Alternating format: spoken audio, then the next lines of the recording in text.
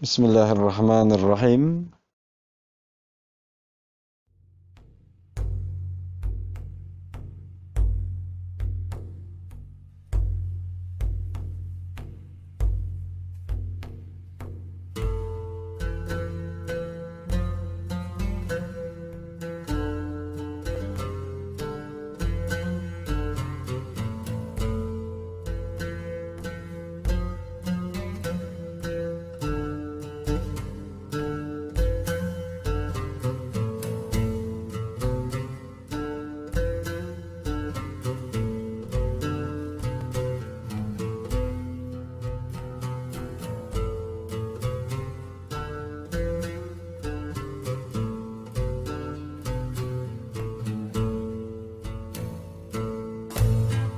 Bismillahirrahmanirrahim. Saudara-saudara sekalian, di video kita kali ini melanjutkan video sebelumnya yang berkisah tentang sahabat Abu Hurairah radhiyallahu anhu, bahwa di video sebelumnya menjelaskan tentang bagaimana perjalanan Abu Hurairah radhiyallahu anhu dalam menghafal, menjaga, meriwayatkan hadis Nabi sallallahu alaihi wasallam. Adapun perjalanan beliau, memang ada beberapa dari kaum muslimin yang mempertanyakan bagaimana beliau bisa memiliki hafalan sekian banyak. Dan di video sebelumnya juga sudah dijelaskan apa jawaban beliau dan statementnya serta argumentasi beliau, bahwa beliau memiliki alasan tersendiri sehingga beliau bersungguh-sungguh bermujahadah menghafalkan hadis sebanyak-banyaknya dan memanfaatkan waktu yang dia miliki bersama Rasulullah Shallallahu Alaihi Wasallam.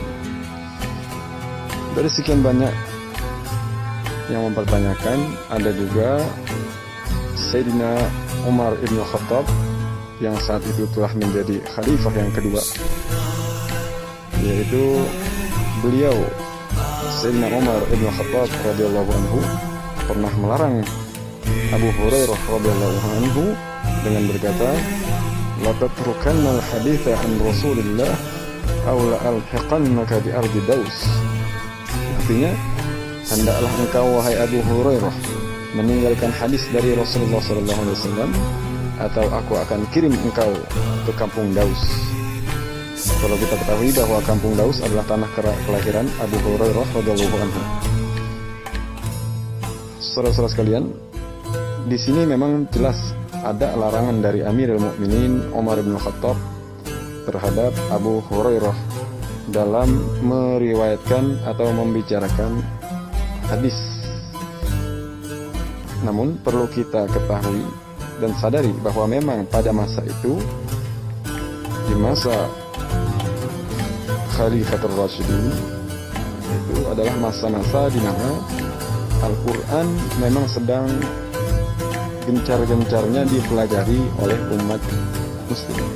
Kenapa? Karena jumlah umat Islam semakin hari semakin banyak, bertambah terus-menerus, baik di barat ataupun di timur.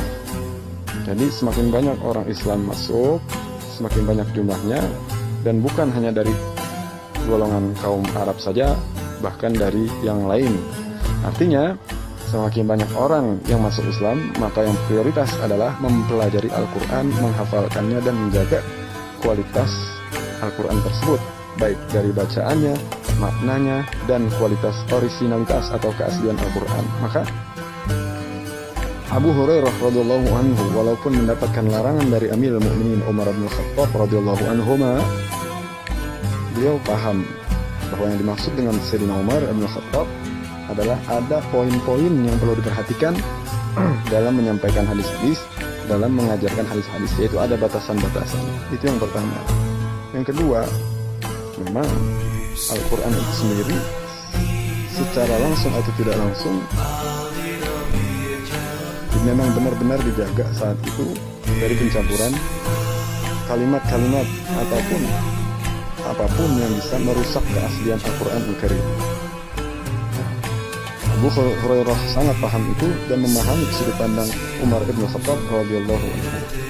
Maka beliau memandang larangan tersebut bukan larangan benar-benar mutlak, namun larangan-larangan yang sifatnya adalah kehati-hatian.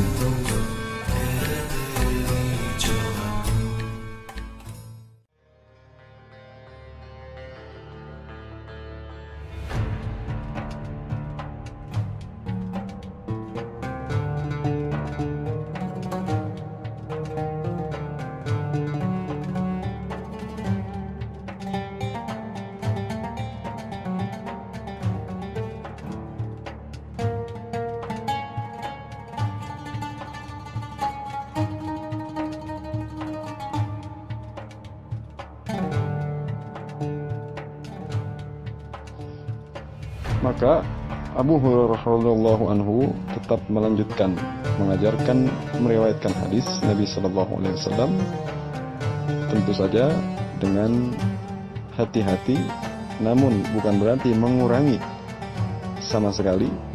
Tapi apa yang dia hafal, apa yang dia dengar, semuanya diriwayatkan, telah disampaikan kepada kaum muslimin.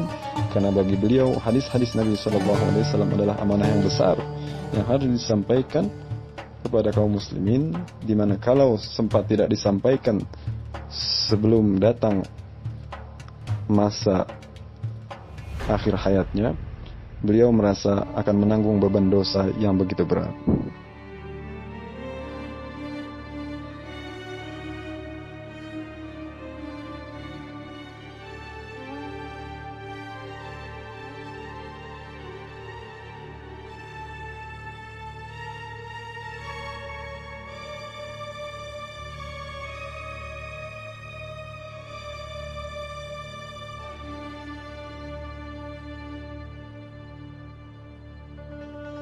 Saudara-saudara sekalian, kehebatan Abu Hurairah pernah diuji oleh salah satu khalifah yang bernama Khalifah Marwan bin Al-Hakam. Khalifah Marwan bin Al-Hakam pernah pada suatu hari memanggil Abu Hurairah radhiyallahu anhu yang kala itu sudah semakin tua, sudah semakin uzur, menguji Abu Hurairah akan hafalan hadisnya. Ketika dipanggil, lalu didudukkan bersama khalifah, khalifah meminta kepadanya untuk membacakan hadis atau menyampaikan hadis dari Rasulullah SAW. Sementara ketika Abu Hurairah menyampaikan hadis-hadis tersebut, di belakang mereka atau di belakang Khalifah Marwan bin Al-Hakam telah siap para penulis khalifah, namun tidak nampak, artinya di belakang hijab. Jadi apa yang disampaikan Abu Hurairah radhiyallahu anhu, para penulis kerajaan itu mencatat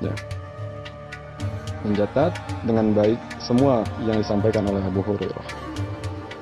Singkat cerita, tahun berjalan, beberapa tahun kemudian dipanggil lagi. Jadi Khalifah Marwan ini memanggil lagi Abu Hurairah. Lalu setelah sampai, diminta lagi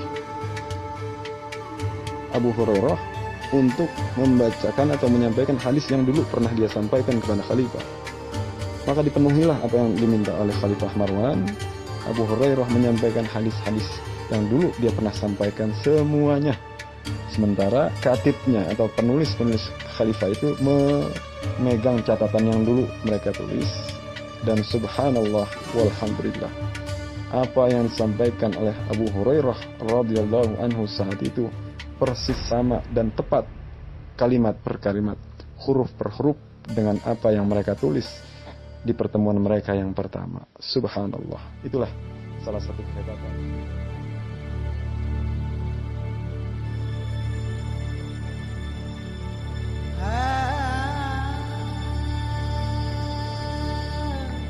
Abu Hurairah radhiyallahu anhu pernah berkata tentang dirinya, "Ma min ahadin min ashabi Rasulillah akthara haditsan anhu minni illa ma kana min Abdullah bin Amr bin As fa innahu kana yaktub wa la aktub."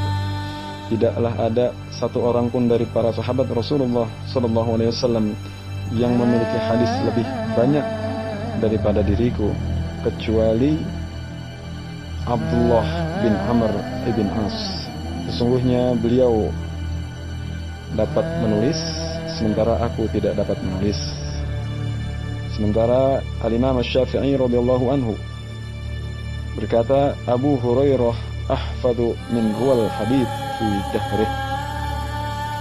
Abu Hurairah adalah orang yang paling hafal, yang paling kuat, paling banyak hafalannya dari para perawi hadis di masa. Lalu Al-Imam Al-Bukhari radhiyallahu anhu juga pernah berkata, "Ruwiya an Abi Hurairah nahwan min 800 atau aktsar min as-sahabati wat tabi'in wa ahli al-'ilm."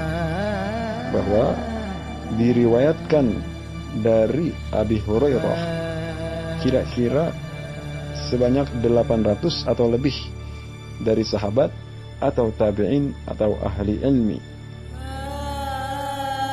Dan itulah saudara-saudara sekalian bahwa menunjukkan bahwa Abu Hurairah radhiyallahu anhu adalah merupakan sekolah yang besar, madrasah yang luas, yang telah Allah tetapkan kemuliaan baginya yang abadi.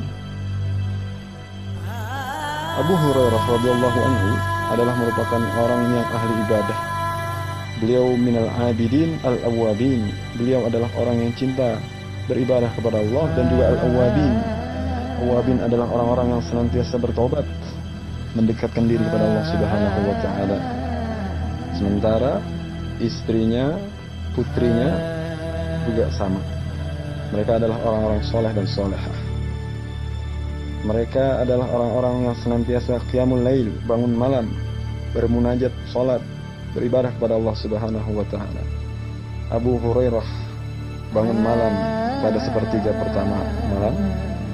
Istri beliau radhiyallahu taala anha bangun pada sepertiga yang keduanya, sementara putrinya radhiyallahu anha bangun pada sepertiga yang terakhir.